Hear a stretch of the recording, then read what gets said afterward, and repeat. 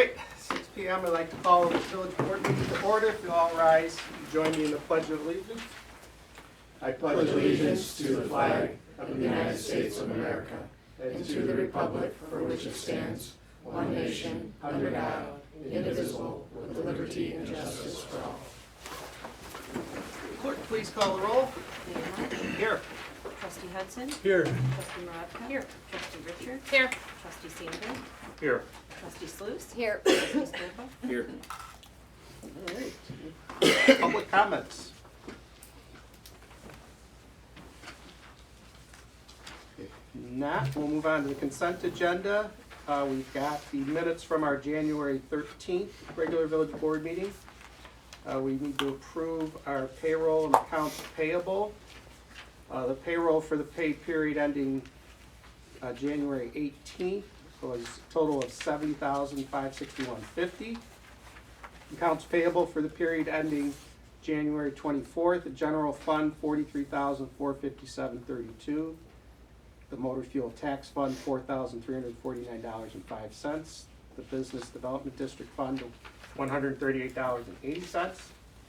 TIF 1 fund $2,759.47, and TIF 2 fund $3,801.04 for a total of $54,505.68.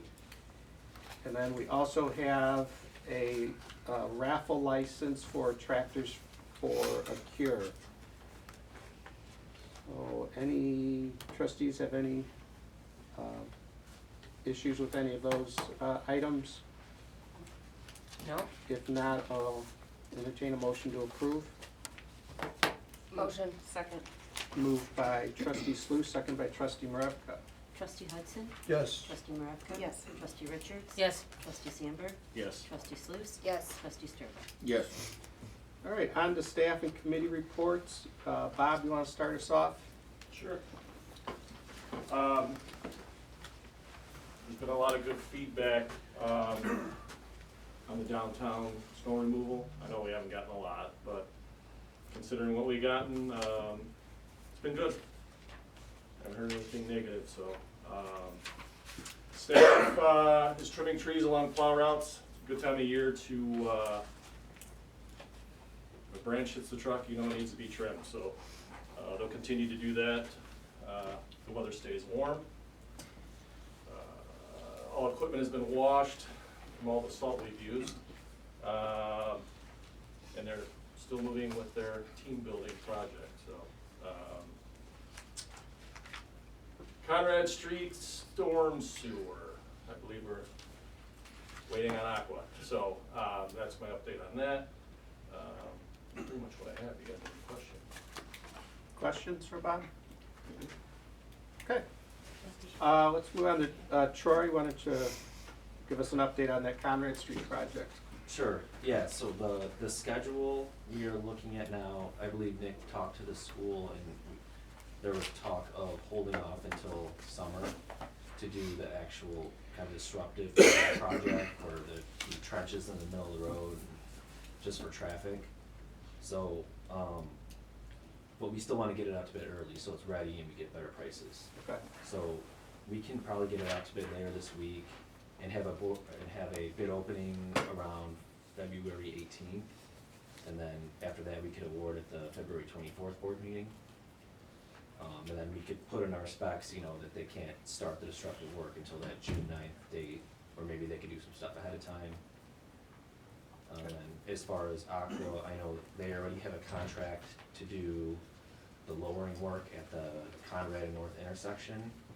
But if the village has any kind of directive for them on when they want that work to do, I guess, but Aqua, no. We have a pre-construction meeting with Wren Construction Wednesday. Okay. We anticipated starting the work in February, but if we need to hold off at all, that way we don't have open trenches for an extended period of time, we can do that. All right, well, we'll coordinate with Troy and Public Works and figure out what's best. Because we'd like to coordinate it also, that project gets done in kind of the 2 months where there's no traffic by the elementary school. Makes sense. Okay. Anything else, Troy? That's really all I have. As long as the board is okay with that schedule.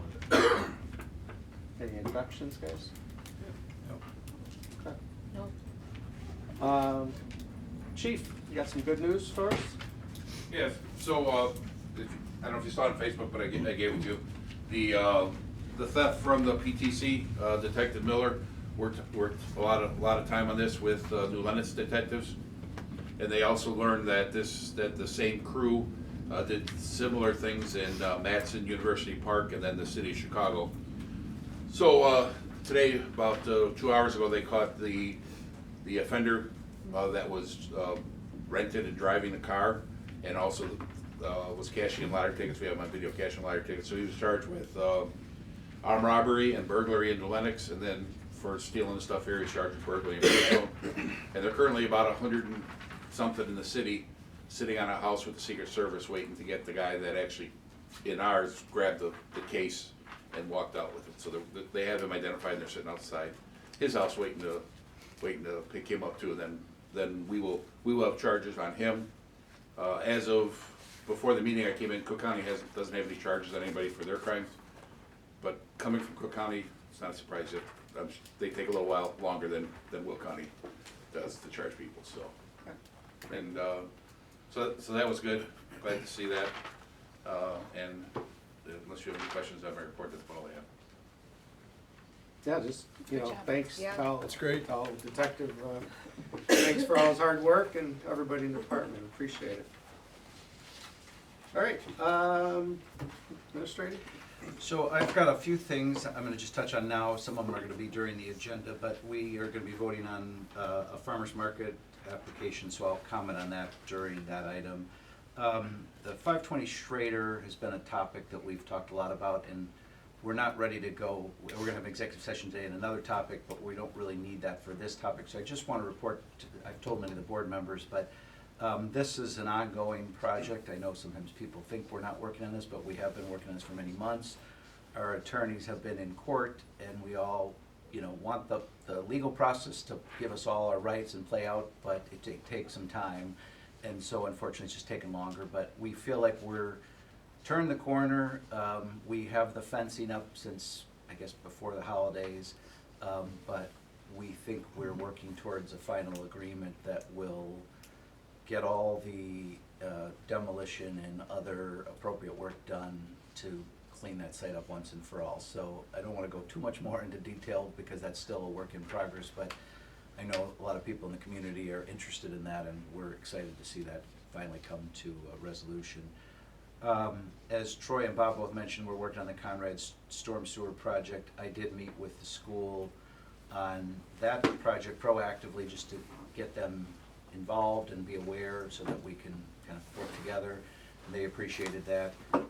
I think the mayor's going to talk about the sports field project, which I may chime in on that too, so we'll wait for that. And then economic development, the mayor and I met with a potential vendor on some software kind of package that we could potentially use, so I'm going to write up kind of a memo outlining that and some other things we could do going forward for your consideration. We'll discuss it and then decide if we want to do some of that.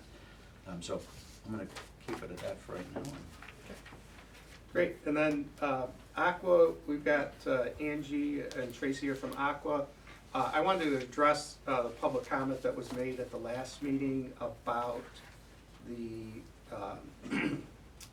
water mains in the downtown project. I just, I don't want to leave misinformation out there and people just assume that it's true. So we did do our due diligence with that downtown project. We involved Aqua early and often. We told them we were tearing up the streets, and if they needed the mains replaced, it would be a great time to do that.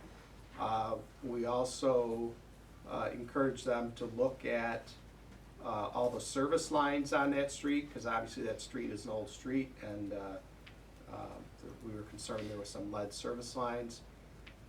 So I invited Angie and Tracy just to say a few words about how that process went, so that people are aware that the village was proactive in this, and it was Aqua's decision not to replace the storm sewer.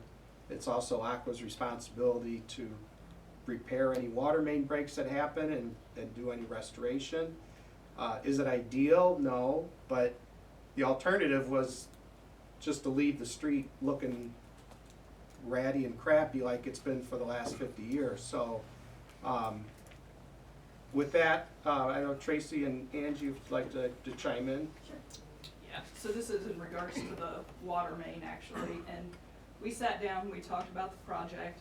What we do is we have a scoring criteria for main replacement selection. So we look at age, we look at the material, we look at break history, you know, is it a dead end, do we have water quality issues? You know, is the city doing a project, because it's really great if we can partner to do that. Lead service lines, that's also something that we look at. We hadn't had any breaks, we had no breaks in this area since we've owned the main. We don't know the break history prior to that, so it wasn't on our radar to replace the main. Clearly, we've had a couple of breaks since then, which I believe was the topic of discussion at the last meeting. One thing that we did do was move forward with identifying, I think it was 33 or 33 service lines. We investigated to identify the material. Of those, we found 13 to need replaced. And so we expedited that process in an effort to not come back later, you know, in the next couple of years to replace those. Great. Any questions from the board members at all? Well, and I just want to reiterate, as far as the restoration goes, I mean, that's completely our responsibility to get it restored as good or better than what the property was beforehand on any restoration. With the weather being as cold as it is, that does hold some things up, but we have our contractors out there as soon as possible. The ground does have to settle a little bit before we do any restoration, otherwise it will leave potholes and not be a good situation. But we will get the contractors out there. I know the one on Main Street's already scheduled for next week, I believe, to get the cold patch on there. And then once the weather allows, we'll be back out there again. Thank you. Okay. And the other part of it, kind of like you mentioned, was the village received that grant, so it's not like they could have waited a couple years Right. for Aqua, you know, you couldn't lose the grant. Right. Yep. Yeah, process, you know, for us, just like it is for you guys, to put together a set of plans and get the permits in place, and then actually get the construction completed, it would have been about a 2-year time frame for us to do that. Okay. Any questions for them? Thank you for clearing that up. Thank you. Great. I think I got all the staff reports. I think Anne Marie's going to talk a little later. So my comments, like Nick said, I wanted to address the school sports field project. Again, just seems like there's a little misinformation out there that I want to put to bed. So, you know, the village is all for working with the school. We love the kids. We love sports programs. We'd love to see new sports fields out there. But there is a process that has to be followed anytime that, you know, you're moving dirt around. And that's a very sensitive area. You know, we know that homes were built there 50 years ago on Oak Street that probably shouldn't have been built there, and we've been dealing with that ever since. So all we asked the school to do was to do their due diligence, to submit their engineering plans to you know, our engineer, just to make sure everything is done properly. So, like I said, there's been some talk out there that the village threw up roadblocks to this project, and you know, nothing could be farther from the truth. You know, we'd love to see new sports fields, but we have to protect our residents and protect that floodplain. So, Troy, I don't know if you wanted to comment at all about the process as well. Sure. Yeah, so like the mayor said, it's a sensitive area.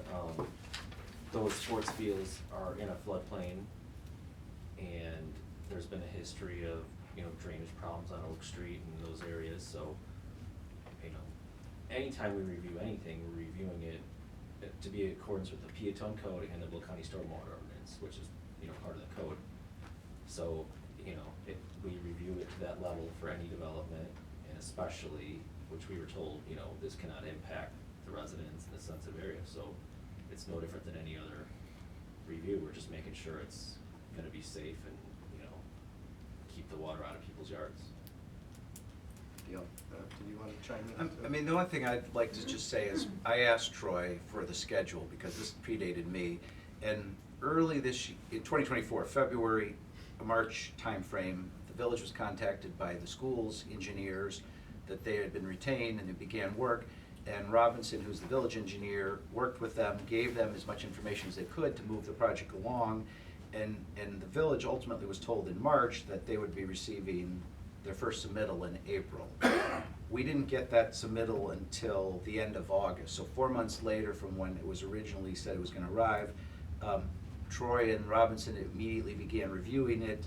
Usually, I think it takes 3 or 4 weeks, but there were some details that they needed to work out that weren't fully submitted. So it took a little longer, so probably 4.5 weeks. We gave them a letter back at the beginning of October, and there was a school board meeting where the mayor, myself, Troy, and some others participated, or I guess Van participated in it, but Robinson was there, and answered questions, what have you. That was in October.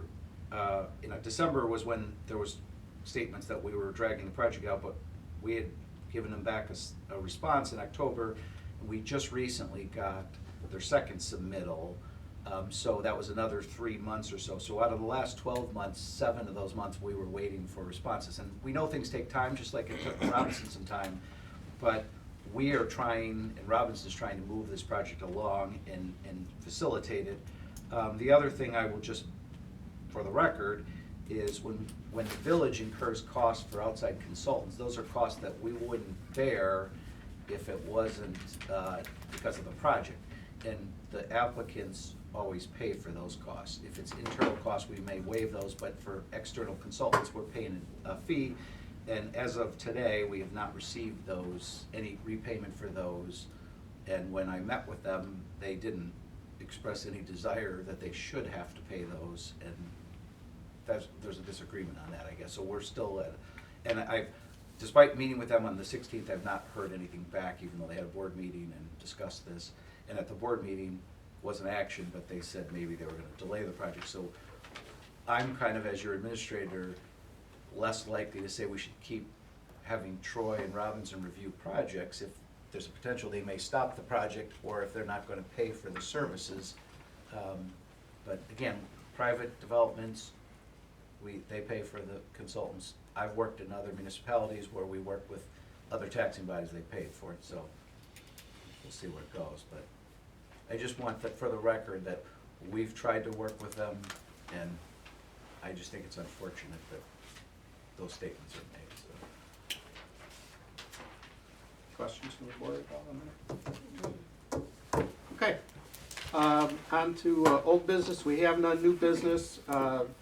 Anne Marie's gonna give us a capital improvement workshop. So this is something that we do every year before we set the budget. I kind of talk about this as kind of our Christmas wish list. You know, these are projects that we wish we could get done, and then we have to look at our budget and see what we can actually afford to do. So these are projects that our staff have put together as projects that could be done in the next budget year. And with that, Anne Marie, go ahead and take it away. Good evening. So you kind of stole some of my thunder. So yeah, this is just kind of the beginning of the budget process. We met about a month ago or so, and we kind of presented where we were with fiscal year 25, talked about the 26 budget, went through the schedule, said we'd be coming forward with some information. So tonight is really just to kind of talk about the proposed capital budget. Like the mayor said, I won't call it a wish list, but it's items that we've worked with staff, we've worked with Robinson, with the mayor, with Nick, and kind of put together the list of items that not all of us, not me so much, I just put the list together, but everybody thinks that kind of need to happen within the next year. I will say that the amount of projects that we have do exceed the funding that we currently have for those projects, so the board will have to kind of think about that as we go forward. But we're just asking you to kind of walk through the list, understand the projects, ask us any questions about these projects tonight, and give us not necessarily an approval, because this can definitely change until the day the board formally approves the budget, but just kind of give us a consensus on, yeah, these are the projects that we feel need to be done, so that we can move forward with the rest of the budget. We're gonna come back to you a couple more times, obviously, with the budget, and this can change, like I said, until that day. But giving us that consensus on the capital side kind of allows us to move forward with the rest of the budget. So I don't necessarily know the detail of the projects, so I'm not sure who wants to go through those. So, yeah, so let's just start at the top of the general fund. So you see next, well, we have a squad car, you know, basically every year, you know, for the next 5 years, just, I believe we have 9 squad cars, is that right? Chief? Yeah, marked and unmarked, correct. Yeah, so, basically, if we buy one a year, that means, you know, we keep a car for 9 years, before we get rid of it. Bob, you mentioned that we might wanna change that truck. Yeah, we'll flip-flop that, to 215. With So- the 60? Yeah. So Okay. you wanna put that out further and get Yeah. a pickup, we need another pickup truck? Yeah. Okay. So those are items that come out of our general fund. Next is our capital improvement funds, which, we don't really have a funding source for most of these projects. We do have, well, I'll go over the storm sewer project on Conrad. We did get a grant from Will County for $900,000. So that's basically paying most of that. And then the other project in blue is the paving on East Crawford. That's covered by our motor fuel tax fund. So the other items would come out of our capital improvement fund, which we do have a balance in there right now, but we don't really have a steady funding source for that. And that's something that when we talk about the budget in more detail, I'd like to talk about possibly putting the road and bridge tax that we get and kind of dedicate that to the capital improvement fund. It's not a whole lot of money, but it's something, so we can talk about that later. The sidewalk improvement, that's the sidewalk that would just kind of complete that sidewalk along Wilmington Road. So somebody built a house on the corner there at Ratchy and Wilmington Road, and we made them put their sidewalk in, so that covered part of it. But there's still a section between there and Meadow that could be completed, and it would make it easier for people to, you know, get out to Gull Landings and eventually McDonald's or that area. So that's just something, you know, that is a project that would, you know, really help access in the community. Village Hall building improvements, and Nick might want to talk about that. Moving on down to BDD fund, we do want to start a facade improvement program. We kind of split the cost between the TIF 1 fund and the BDD. Directional signs, we've always talked about trying to put signs up like at Route 50 or, you know, Peatone Wilmington Road, directing people to our businesses, or specifically to our downtown. So I know 15,000 is not going to cover a whole lot, but at least that's a start to maybe figure out how we can do that.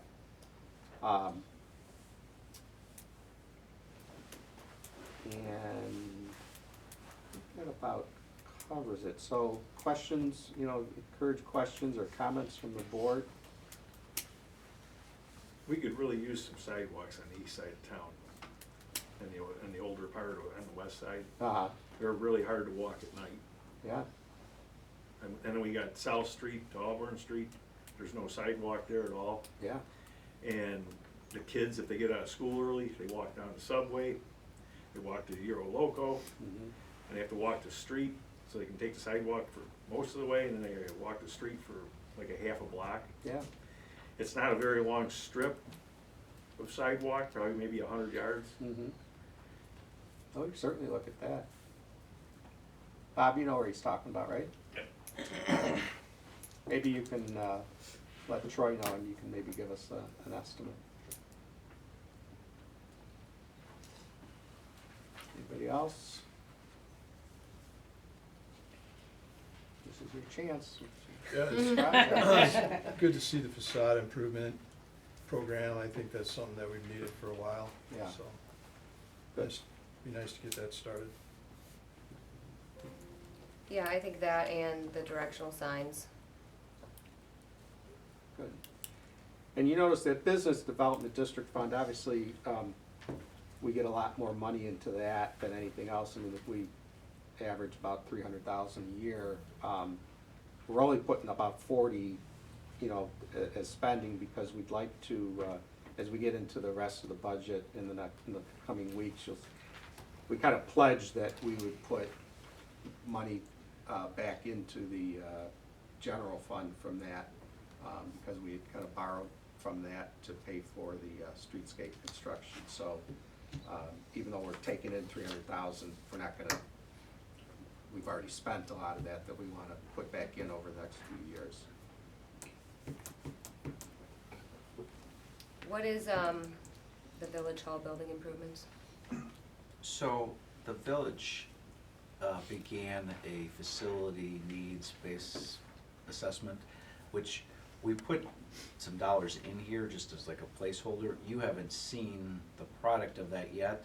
The vendor has a few more documents and things to construct, and then we're hoping to bring that to you all. Okay. I'm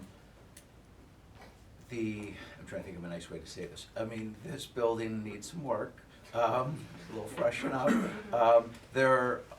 If we were to do all the things that they recommended, it's approaching $5 million. Now, that's not saying that we would do all those, but I think what this board needs to consider once they see that proposal is, do we want to invest a lot of money in this building? Do we want to consider alternatives? And depending on the time frame of that, may determine how much money we want to spend in this building. I mean, there are some things that we absolutely have to do, and we're budgeting some of that in the general fund budget. And there was an internal debate whether we put some of that in capital or in the general fund. I think we have to decide that, but So we'll look at that again as we get Closer. into the budget, but none of those funds are like for cosmetic stuff. It's stuff like we really need to, Right. to do the stuff. Security, Like doors. safety, security, Right. yeah, so, yeah. Any other questions, or else good questions? I'm gonna jump in and say this, Anne Marie. So Anne Marie and I have had a lot of discussion about this and wrestled with how to present this, because there's, like we said earlier, both the mayor and Anne Marie and others, this is kind of a list of things we could do, but we don't have that dedicated revenue source, so once some of these funds are gone, we're gonna have to build them back up. So like the capital fund itself is going to be pretty low, or almost Non-existent. non-existent, without an infusion of new dollars. So some people would argue that's not a good thing to have no money in that. The other funds, the BDD and the TIF, we can use some of those to pay for certain things, but there's limits on that.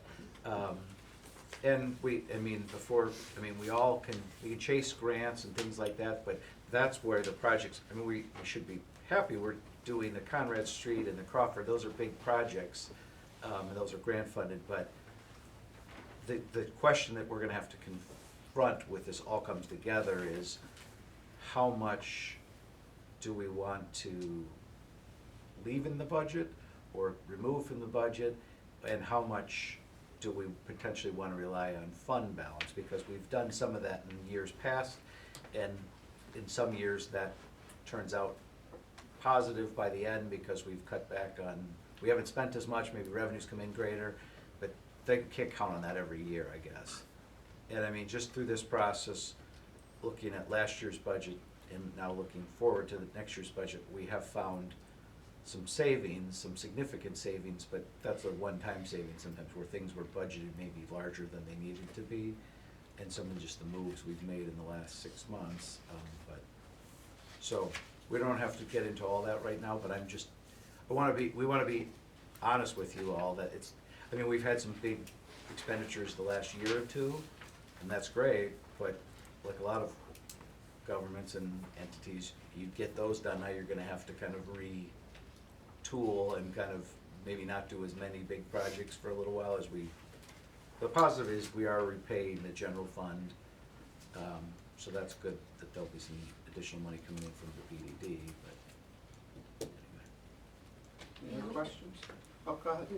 We've talked about this a little bit before in prior budget years for those of you that are here with your capital, like you really should have some kind of reserves for that catastrophic thing that might happen, you know, that you have to spend $400,000 or $500,000 on this building or, you know, something like that.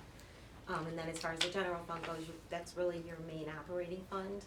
And you really wanna keep a healthy fund balance in there because your revenue sources are limited as a non-home rule community. And you can't really cut your expenses, you know, you can cut them up to a certain level, you have to provide the regular services. So it really, when you kind of formulate the budget and put it together, it's really something that we should think about. So do we wanna just move forward with what we're seeing here, knowing that it's not concrete, it's not set in stone, it may change? We're gonna have to work on funding sources, things like that, but we're okay with kind of moving forward with these projects? Yeah, I second what Todd said about the sidewalks over there too. Yeah, we'll definitely look at that and see what kind of number we get for that and go from there. Okay. Thank you. Good, thanks. Item E, approved video gaming license for Peatone Corner Cafe. This was tabled from last meeting. Max and Maryland are here. I know that some board members had questions. I guess the biggest questions you guys for you is, will you be serving dinner? Kind of, do you know kind of what time to? Well, we're gonna have an open menu, probably till at least 11 o'clock at night. Okay. So what kind of, what'd you say? Open menu, breakfast, lunch, our whole menu, we have not, plus. Okay. some dinners. Okay. Questions from the board?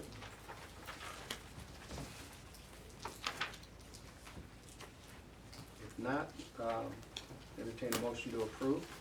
Motion. Second. Moved by trustee Maravka, second by trustee Sluse. Trustee Hudson? Yes. Trustee Maravka? Yes. Trustee Richard? Yes. Trustee Sandberg? Yes. Trustee Sluse? Yes. Trustee Sturba? Yes.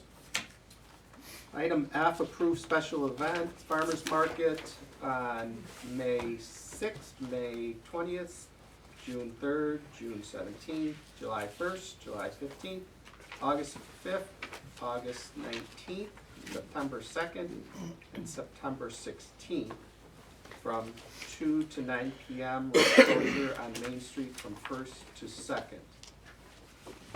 So, you wanna go ahead and? So this is something that I was told has happened before in the downtown, and then during the construction, it moved out to the Park District.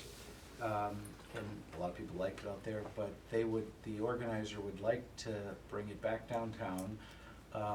When they approached us initially about Main Street, we were kind of questioning that because we've had closures and that kind of thing. We suggested a different location on north between Railroad and Second. They were willing to consider that, but they came back to us and said, would you still consider Maine? So with that in mind, and I've talked to a number of you, I went and talked to a few of the businesses, particularly the funeral home, which is impacted when we close the streets. And Mr. Cross appreciated me coming and talking to him, and we talked through it, and he said, and I asked him, is it okay if I say this at a board meeting? He said, yeah, is that he doesn't know when they're gonna be, when he has a funeral, but he said some of them, a lot of them tend to be later in the week, and he said, you know, a lot of these may not conflict. But he said if as a kind of a compromise, he and I discussed if we allow this for Tuesday evenings, and if he gets a call on a Friday and somebody absolutely wants to do it on a Tuesday night, then we may have to do a little bit of audible and move it to one of the other locations downtown temporarily. Hopefully, that's not gonna happen at all, and he seemed, I don't wanna put words in his mouth, but reasonably confident that it shouldn't be a big problem. But I think that's a fair compromise to bring this downtown, get people in the downtown, take advantage of what we've done, hopefully patronize some of the other businesses that are open in the evening. And not all the businesses on that strip are open at that time, so it's not gonna impact too many. I will say the applicant has been very, very positive and pleasant to work with, and she's like, I'll work with whatever, but she just thought this is the best location for this. If it doesn't work, then we will do, like we say, this year we can modify on the fly if you guys are okay with that. And I'll have to work with Public Works and whatnot to do that, but I think it's a fair compromise, so.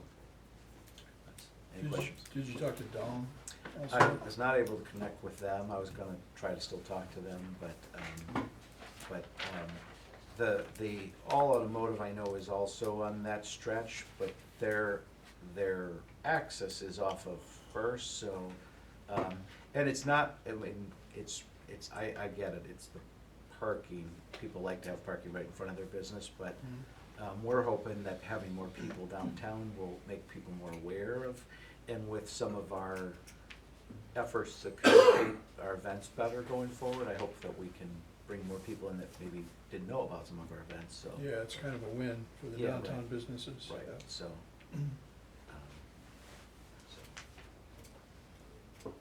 I'll make a motion to approve. Second. Been moved by trustee Hudson, seconded by trustee Sluse. Trustee Maravka? Yes. Trustee Richards? Yes. Trustee Sanford? Yes. Trustee Sluse? Yes. Trustee Scarabello? Yes. Trustee Hudson? Yes. All right, item G, approve ordinance amending Title 7 Traffic Code of the Code of Peatone to eliminate the village's motor vehicle licensing program. We had this, a discussion at our last meeting in December. I don't know, Nick, you wanna comments? Well, I mean, this, hindsight is always 20/20. I know this had been discussed for a long time, is what I've been told. And ideally, there would have been a different time frame of discussion and things that may have surprised some folks, but as I said in December in my memo, we generally mail these out in December so that people start lining up January first day of business.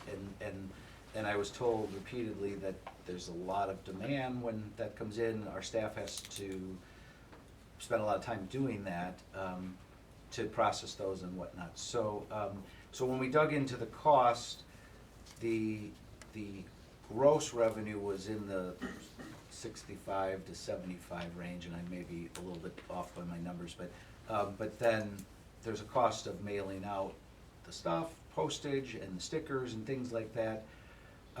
And for me, I've been charged with trying to streamline operations here and look at how best to utilize our staff. And for the amount, we're estimating the revenue is in that 65,000 or so range. For that amount of revenue, where I could put our staff more to other priorities and customer service things, I thought this was a good thing to eliminate it. I know there's a lot of towns that have eliminated it. There are still communities that do have it, but I just think it's a way to give those dollars back to the residents, but for me, more importantly, even though not that that's not important, is to utilize the staff better.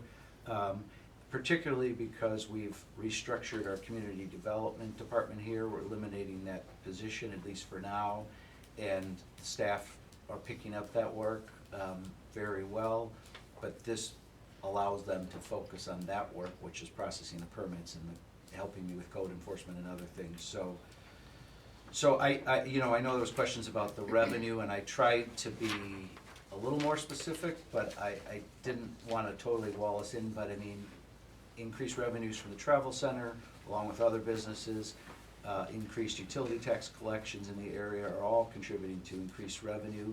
And like I said, on the expenditure side, the reduction in that one full-time position, code enforcement, and the benefits associated with that.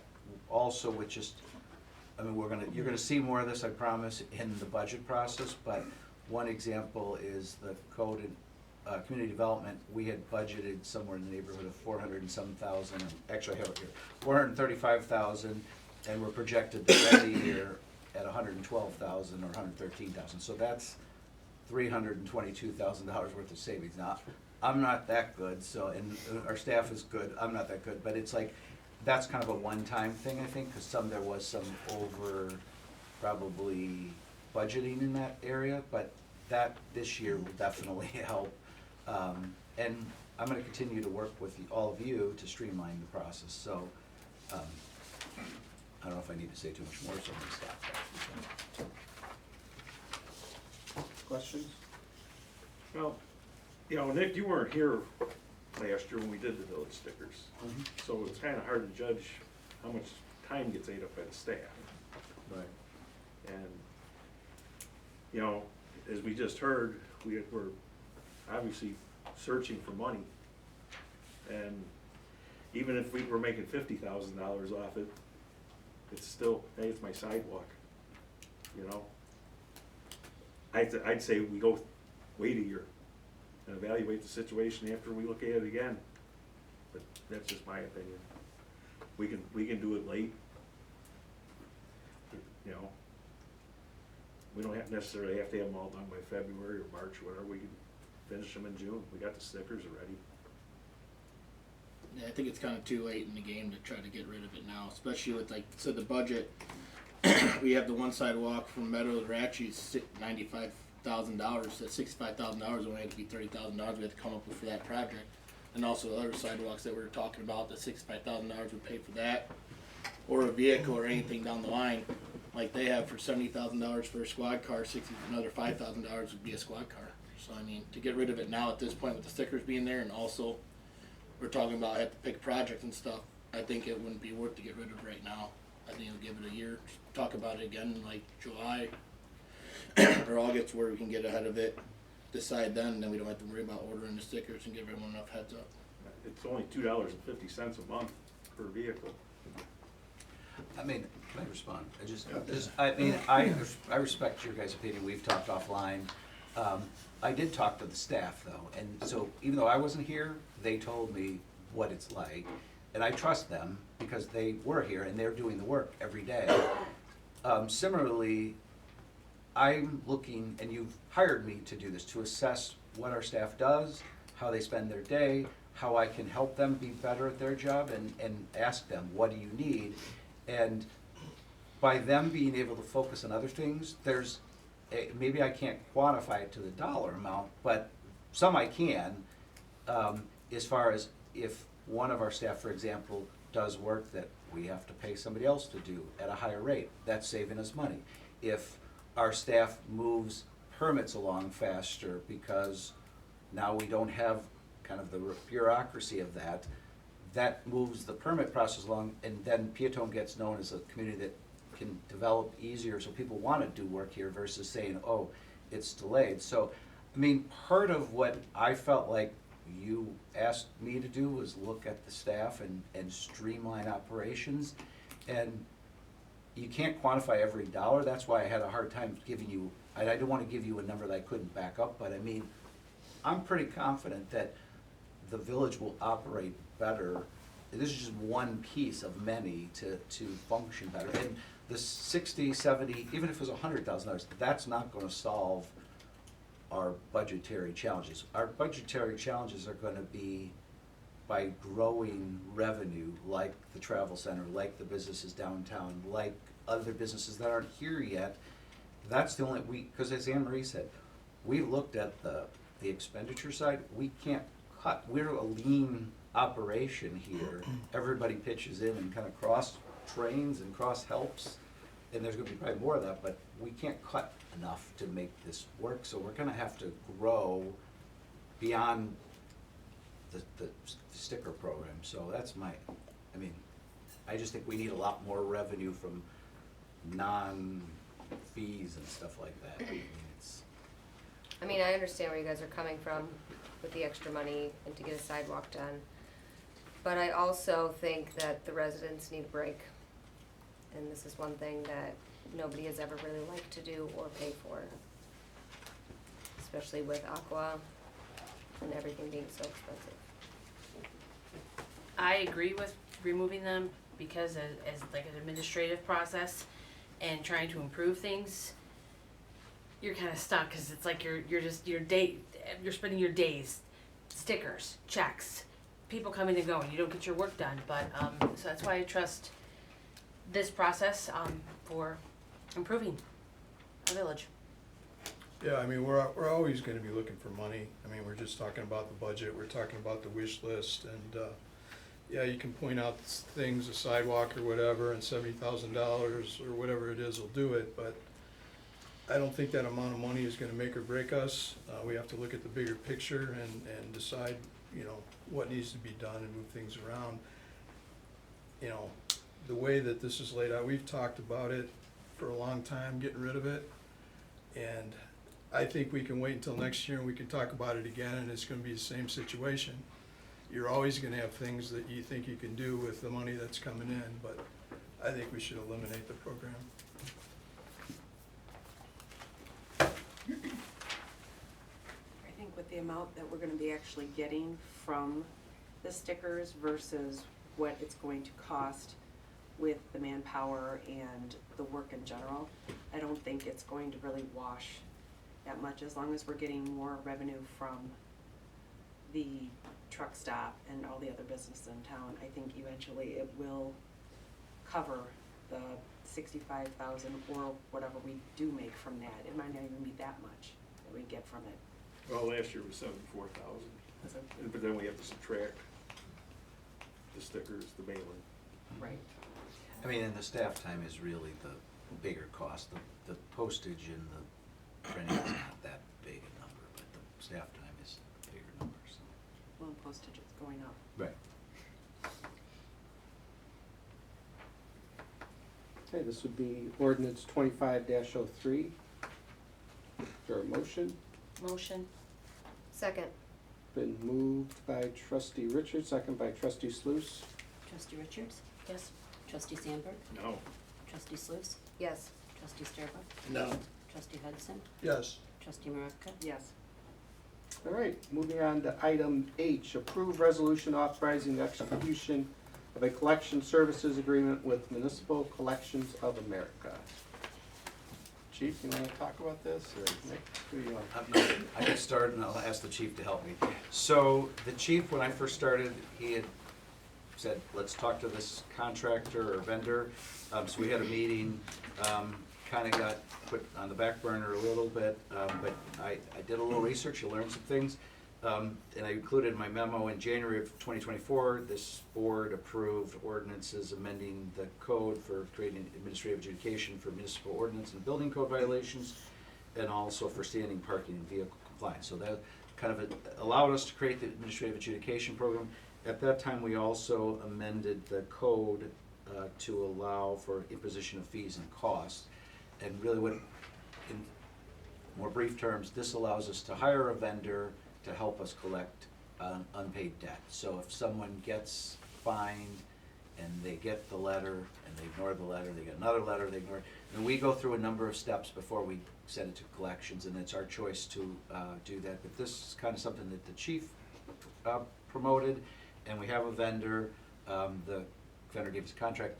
Michael Mars reviewed it and made changes, and so this is the draft form. But this is another tool in our arsenal to try to collect unpaid fines and things like that. It's not something that, you know, we're gonna use all the time. The thing I guess I'll point out too is the law allows us to collect our full amount, and then the collection agency gets a fee on top of that. They don't get money unless they collect our money. If, the way I understood it is if we did a settlement, we could settle for less for us, but they still get their proportionate share of that. And that's kind of a judgment call, I guess, on the village side. But I think it's a good thing to have. If nothing else, it's a deterrent for people to just pay their fines if they're, and if they contest them, they can contest them, but So Chief, jump in here. All right, so we did the adjudication, which has been working out really well. Instead of sending people to Joliet Court and every ticket that we wrote them, they paid almost $200 in the court cost, even for a seatbelt ticket. They pay $200 court cost to Will County. We do local with our seatbelt tickets that we're doing on the grants. We're writing $50 tickets. Goes to adjudication. So they go to adjudication and they're found guilty, they pay their fine, they're done with it. If they don't show up, they get a second notice. If they don't show up, they get the third notice. If they don't show up, then we send them a final determination letter, which is the precursor, the thing you have to do before it goes to collection. And last week, Loretta sent out 74 final determinations. That means 74 people that we've written tickets to didn't show up for three court hearings at the thing. They just completely ignored us. So right now, we go, okay, well, they ignored us. There's nothing we can do. We have no teeth to try to collect the money because they committed the violation, they didn't come to court to contest it, and now they're just ignoring us. So we have to have something to say, hey, you can't just ignore us. So when we used to send it to Will County used to go to collections, Will County would collect the money, and they got every penny, but we got nothing. Oh. So, we average maybe $5 for a speeding ticket is what we get. We get very little. So that's why we do the adjudication. But we need this phase of it in order to have some teeth. So she has another 20 some that are going to go out after the last adjudication. So right now we have about 100 people that would potentially go to collections if we have to do a final determination notice. They have 30 days to come here and pay, and if they don't, then we would forward to collections if you guys grant us a collection agency. Questions? Do we know how much they take off? From, like, if we get $50, say that was our bill or whatever, they get what, 25 of that, so we get half of it? No, or- we get our full amount. They add an extra fee because they were sent to collections. Okay, so the person who would be getting it would have to pay Yeah, an extra fee. it's a Gotcha. penalty because you've ignored us now 4 times. And that's how they make their money. That's how the collection agency makes their money and goes after them, yes. So if you got 74 people that haven't paid tickets, what's that, just math, like $7,400 we're dealing with, or? Oh, well, if it was a $50 ticket, they show up, goes to 100. If they don't show up Right. next time, it goes to 250. Okay, And then some can go up to 500 or 750, good job on that, so. thank you. This would be resolution 25-R-01 for the motion. Motion. Second. Moved by trustee Sluse, second by trustee Hudson. Trustee Sandberg, Yes. trustee Sluse, Yes. trustee Sturba, Yes. trustee Hudson, Yes. trustee Maravka. Yes. Trustee Richard. Yes, Great, item I, is closed regular session to go into closed session for 2 reasons. Discussion of minutes of meetings lawfully closed under the Open Meetings Act, whether for purposes of approval by the body of the minutes or semi-annual review of the minutes as mandated by section 2.06 of the Illinois Code, Municipal Code, and also reason B, the appointment, employment, compensation, discipline, performance, or dismissal of specific employees of the public body or legal counsel for the public body. We need a motion to go into closed session. Motion. Second. Moved by trustee Maravka, second by trustee Sluse. Trustee Sluse, Yes. trustee Sturba, Yes. trustee Hudson, Yes. trustee Maravka. Yes. Trustee Richard. Yes. Trustee Sandberg. Yes. The only action coming out of closed session possibly be some release of old executive session minutes.